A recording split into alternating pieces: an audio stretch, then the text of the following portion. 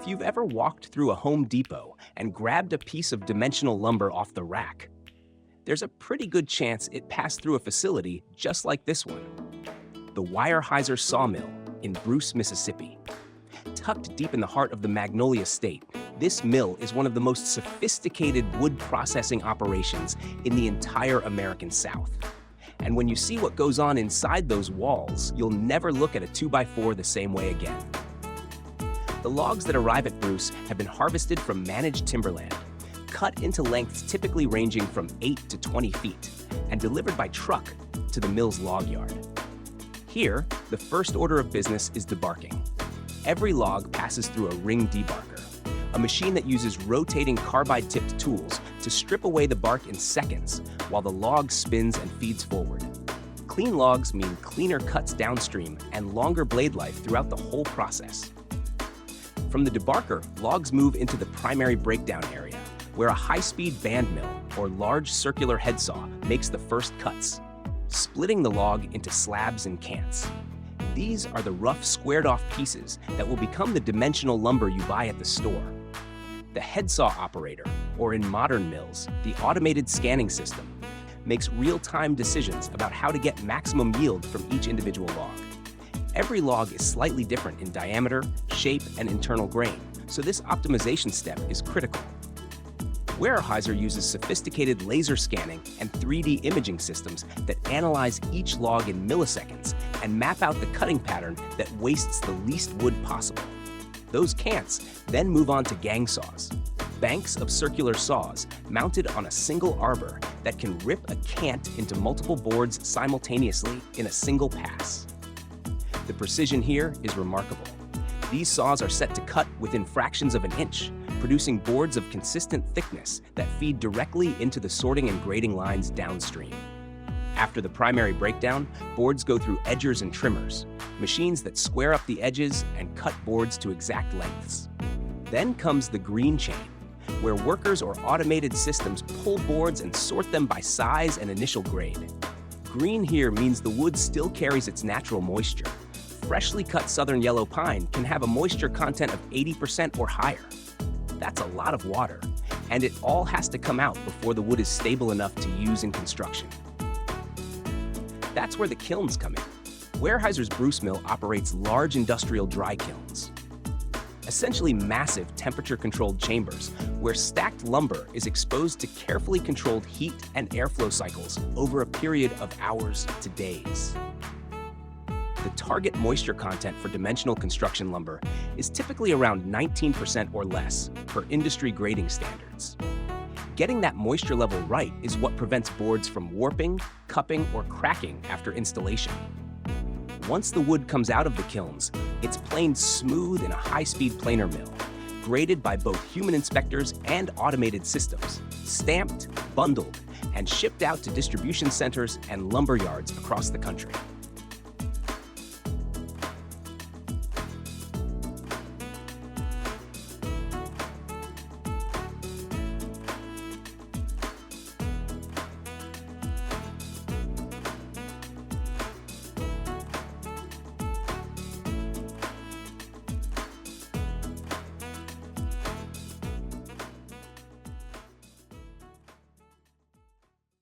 Now, let's shift over to another heavyweight in the American lumber industry, Georgia-Pacific. Most people know GP as the company that makes your paper towels and plywood, but what a lot of folks don't realize is that Georgia-Pacific operates one of the largest and most integrated forest products networks in the world, with sawmill operations spread across the South, the Midwest, and beyond. Georgia-Pacific's sawmills are built around efficiency and volume. Like Weyerhaeuser, they primarily process southern yellow pine in their southern operations, taking in logs from company-owned timberlands and independent private landowners. The logs arrive at the mill yard and go through the same basic opening steps: debarking, scanning, and primary breakdown.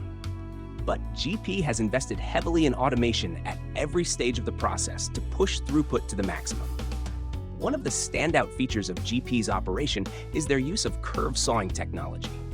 Traditional sawing assumes a log is basically straight, but the reality is that most logs have some degree of natural bow or sweep to them.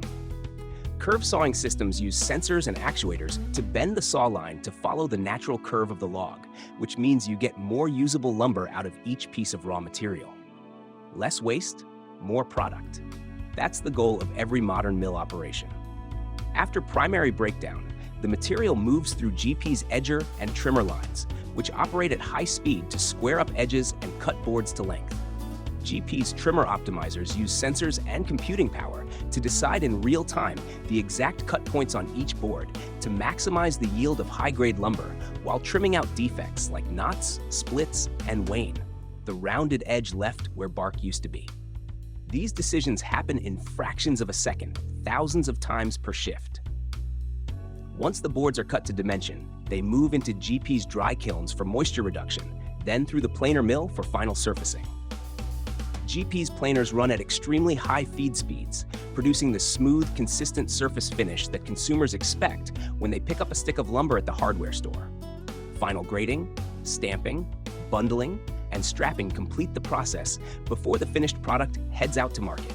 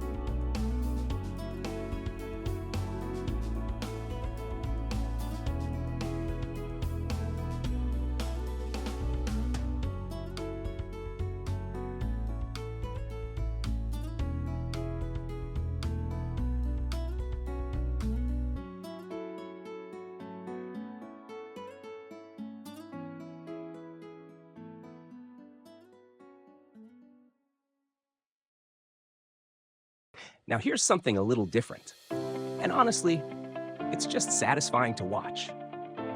We're stepping outside the big industrial sawmill and into the world of firewood processing, where a company called LogCon is running a seriously impressive outdoor operation using equipment from Palax, a Finnish manufacturer that's become one of the gold standards in the firewood processing world. What you're looking at is an outdoor firewood production line. The kind of setup that would make any guy who's ever spent a long autumn afternoon splitting wood by hand seriously jealous. Palax builds machines designed specifically for high-volume firewood processing, and LogCon is putting them to work in exactly the way they were intended. The process starts with raw logs, typically sourced from forest thinnings, harvest residuals, or timber that doesn't meet sawlog quality standards. These logs are fed into the Palax processor, which handles multiple operations in a single, continuous workflow. The machine first cross-cuts the incoming logs into rounds of a set length, typically 10 to 16 inches, depending on the market requirement, using a powerful hydraulic saw system. Then, those rounds are immediately fed into a hydraulic splitter that drives a heavy steel wedge through the wood, splitting each round into pieces sized for a fireplace or wood stove. The finished splits are typically conveyed onto a sorting screen or directly into storage or a loading conveyor for bagging or bulk delivery. It's efficient, it's capable, and watching it run is the kind of thing that reminds you just how far machinery has come.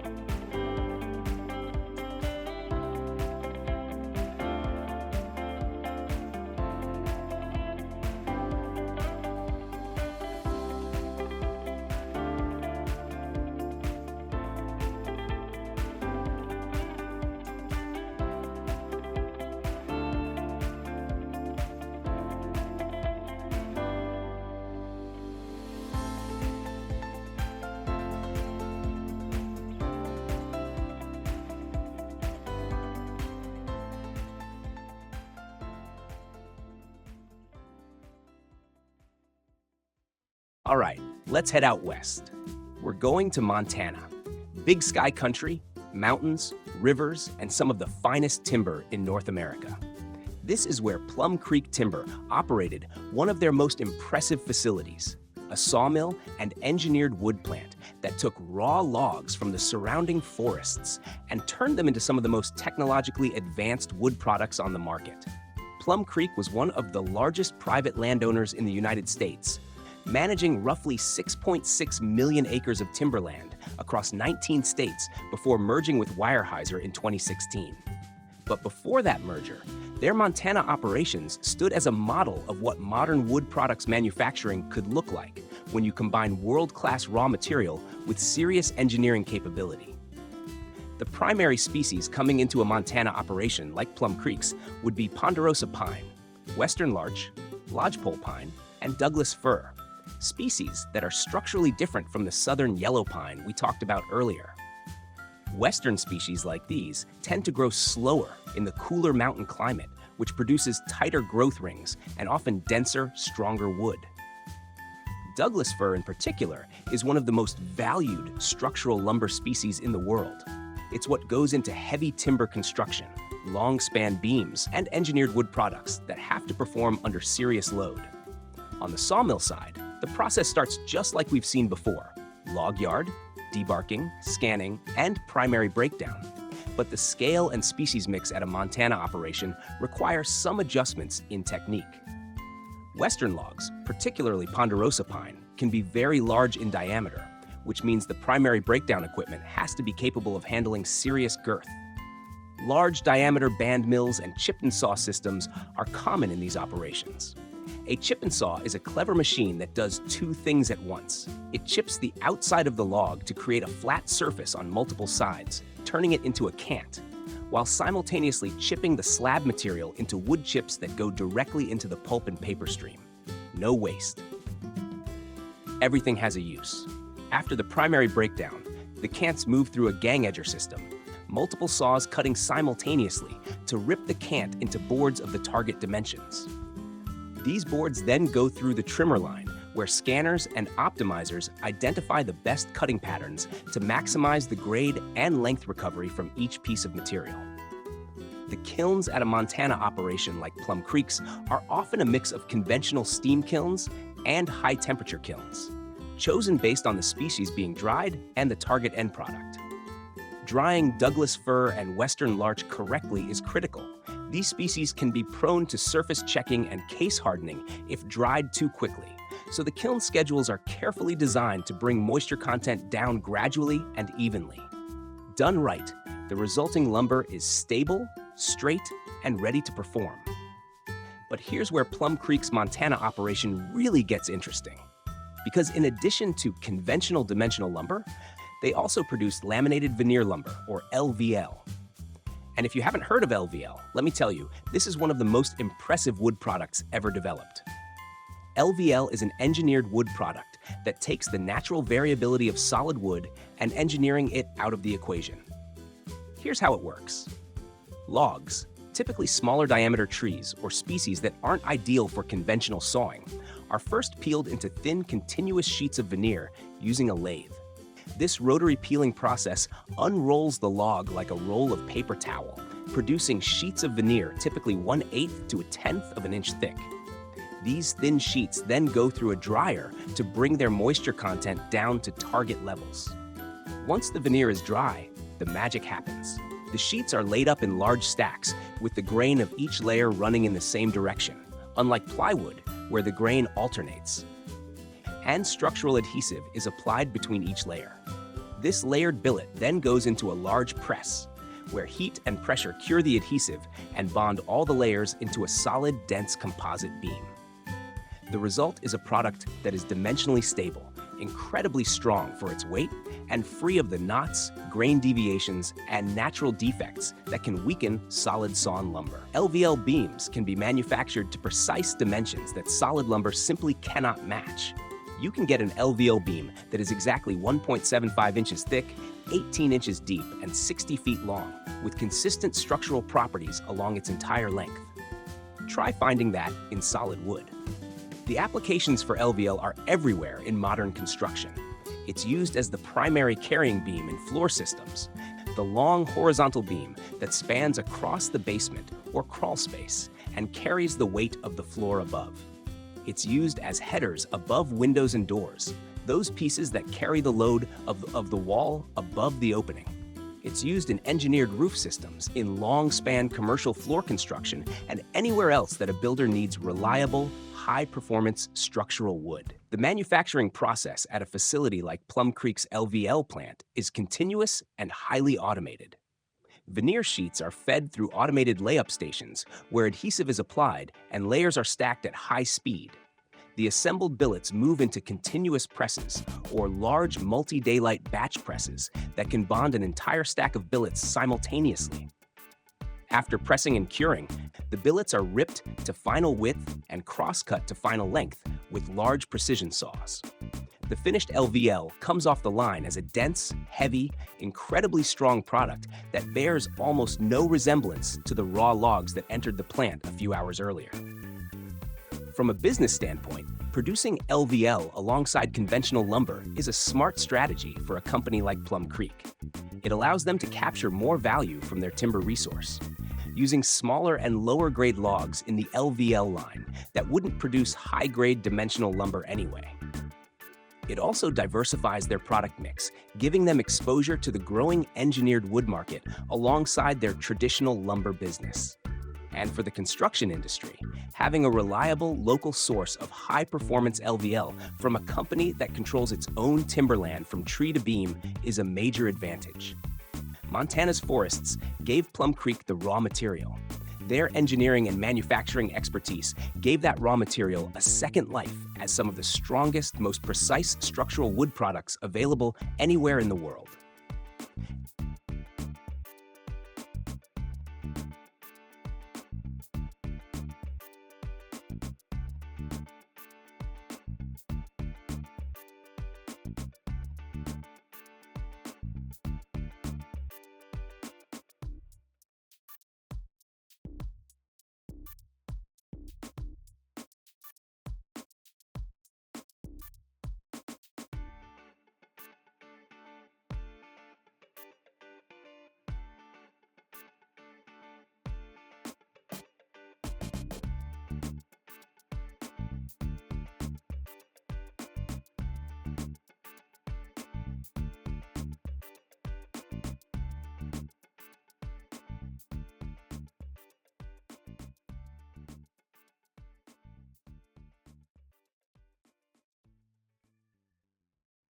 Now we're crossing the Atlantic.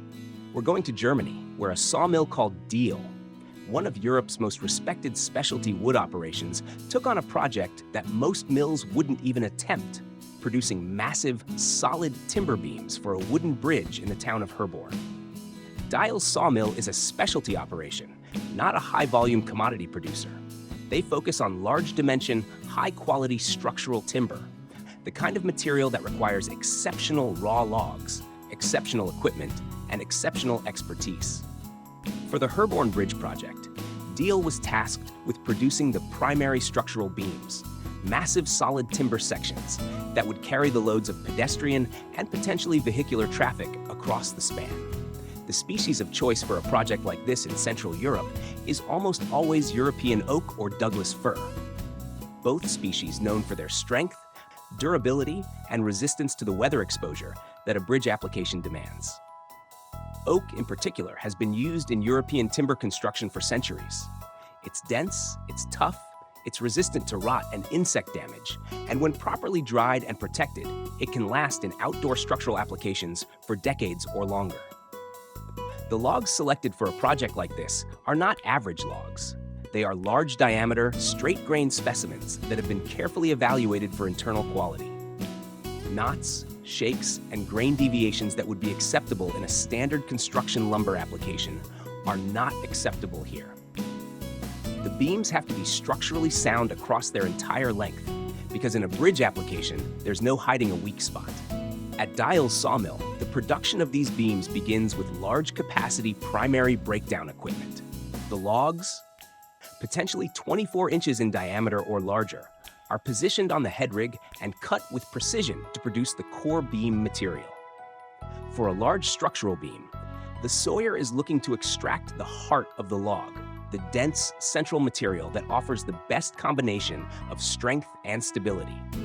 The outer slab material is cut away and processed into secondary products. The beam blanks that come off the head rig are then refined through the mill. Depending on the final beam dimensions required by the engineering specification for the Herborn Bridge, they may go through secondary breakdown saws to achieve the target cross-section, or they may be processed directly through the large planer or surfacer to create the smooth, precise final profile. Bridge beams often need to meet tight dimensional tolerances because they're engineered components. The structural calculations are based on exact dimensions, and the beams have to match.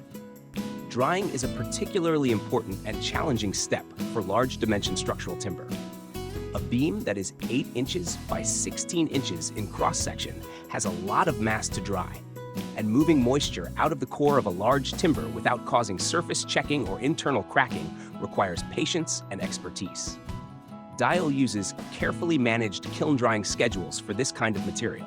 Slower, gentler drying cycles that allow the moisture gradient between the surface and the core to equalize gradually. The result is a beam that is properly dried, dimensionally stable, and free of the internal stresses that can cause large timbers to crack or split after installation. Once the beams reach their target moisture content, they go through final dimensioning and inspection. Every beam is evaluated against the structural specification for the Herborn project. Dimensions, straightness, surface quality, and grade characteristics are all checked. Beams that meet the specification get marked, bundled, and loaded for delivery to the bridge construction site.